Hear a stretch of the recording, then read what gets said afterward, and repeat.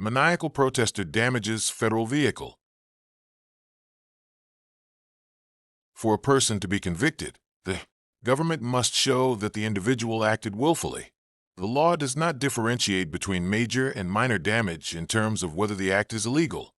Even small amounts of damage can lead to charges if the property belongs to the United States and the act was purposeful. Federal district courts have the authority to handle cases involving crimes committed against the laws of the United States.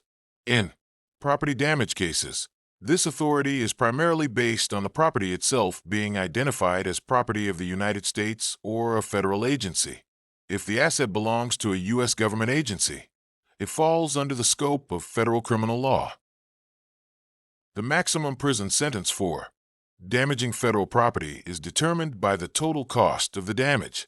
If the damage or attempted damage exceeds $1,000, the maximum sentence is 10 years in federal prison. If the damage is $1,000 or less, the maximum sentence is 1 year in prison. Financial penalties are also set based on the classification of the crime. Individuals convicted of a felony can be fined up to $250,000, while those convicted of a Class A misdemeanor may face fines of up to $100,000. These fines are used as a punishment for the conduct, rather than just covering the cost of repairs. Whoever filmed this footage is a witness to a crime and should have reported it to a law enforcement agent, but it seems many citizens don't follow the law anymore. 1 Samuel 15 verse 23, "For rebellion is as the sin of witchcraft, and stubbornness is as iniquity and idolatry. Because thou hast rejected the word of the Lord, he hath also rejected thee." Anarchy is the absence of any form of political authority and political disorder and confusion. In states far away from the southern border like Illinois, that cost was $4.59 billion in 2022. That's $930 per household every year.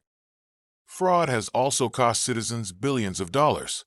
No other country on the planet would be able to financially handle these amounts, and neither can America. There are many protesters funded by communists that want to destroy America from within.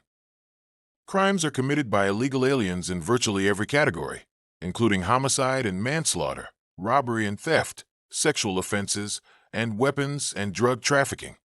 To prevent federal agents from doing their job is seen by many hardworking Americans as criminals protecting criminals.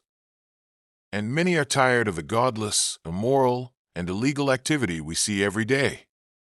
Grow a brain.